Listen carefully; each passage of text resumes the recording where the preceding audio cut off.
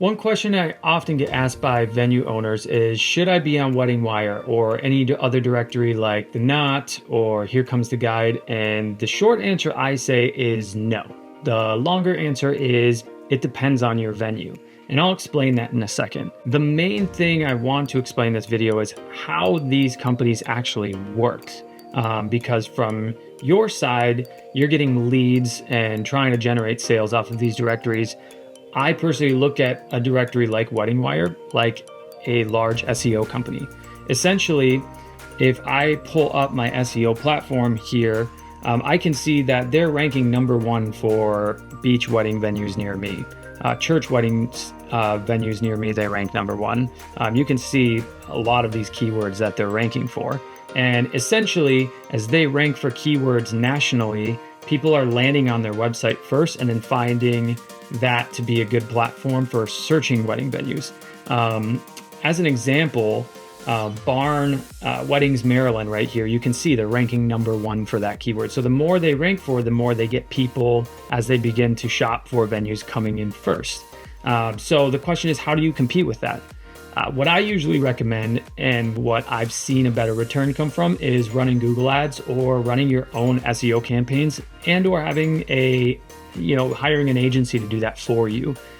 That way, instead of being a venue that just has a typical profile, that they all look the same, you're one fish in a giant sea while the shopping is happening, if someone clicks on a Google ad or they find you ranking, let's say that you're a barn in Maryland and you end up ranking for this keyword because you put some effort into your SEO, you've got brides landing directly on your website. And that helps a lot more compared to just having brides landing on a directory with a ton of other venues. And the reason for that is, let's look at this here. I'm sure you've gotten a message before. Hi there, we found you on WeddingWire and would love more information about your venue. Well, the way I see it is WeddingWire is kind of double dipping, because as I go down this list, it basically takes me one click to be able to become an inquiry. And as they try and reduce that friction to becoming an inquiry, you might have WeddingWire say, look how many leads you got. You got 100 leads this month. Well, if I've clicked on 20 venues, right, I've essentially become one lead for 20 other venues. So you end up competing. And that kind of brings me back to the idea of, if you're focused on running Google ads, that's going to put you at the top of Google, or just working on your SEO to gain rankings and bring in more organic traffic, you've got brides landing right on your website. And there's a lot of benefit to that because you get to show them the information you want. It's not just the same profile everyone has, and they're not necessarily pitting you against a ton of other venues where, again, those leads are kind of being double dipped.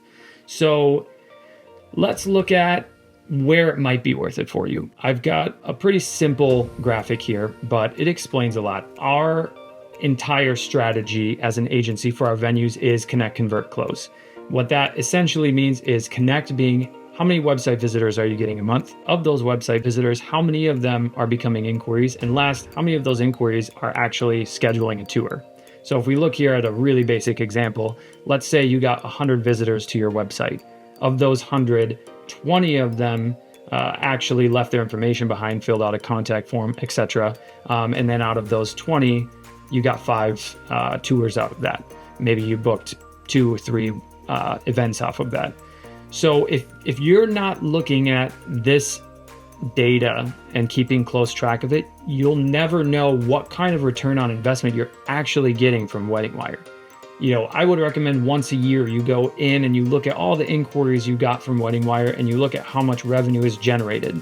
And then one argument that might be made is, well, they have the option to come to my website. What percentage of my bookings am I actually just getting that's flowing through to my website from WeddingWire and I'm booking from there?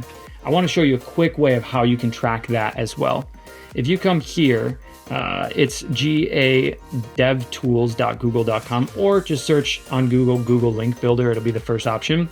What you can do is create this thing called a UTM tag.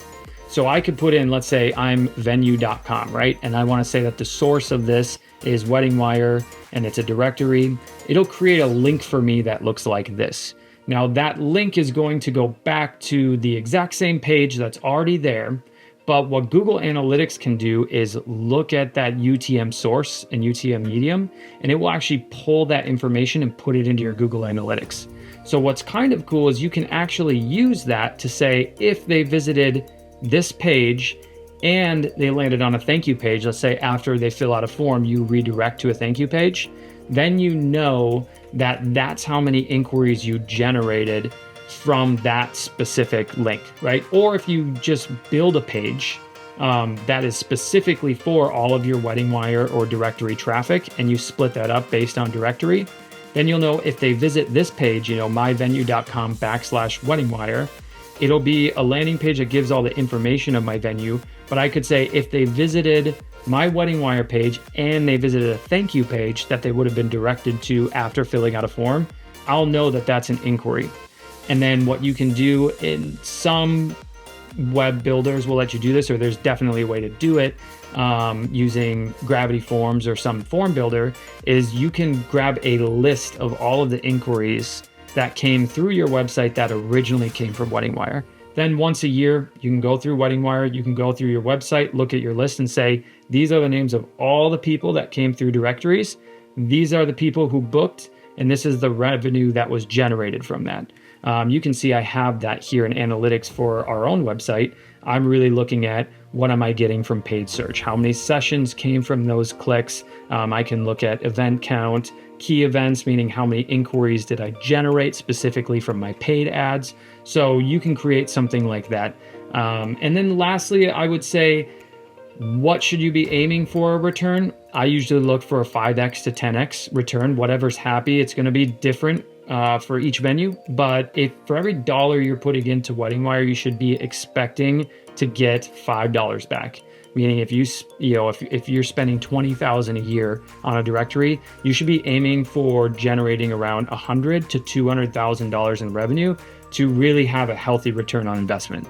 And if you're falling under that mark, I can tell you your money is probably better spent working on your own SEO and generating your own traffic through content marketing, SEO campaigns, and Google Ads, as opposed to paying another website for their traffic where they're just kind of double dipping their leads and trying to pad their stats a little bit. So if you would like to chat a little bit more about SEO or ads or getting a better return out of your marketing dollars, you can visit johnsonjonesgroup.com and schedule a demo with us. I'd love to show you the system that we're using, and we can potentially help you look at what kind of return you're getting out of these directories and see what might be a better strategy for you.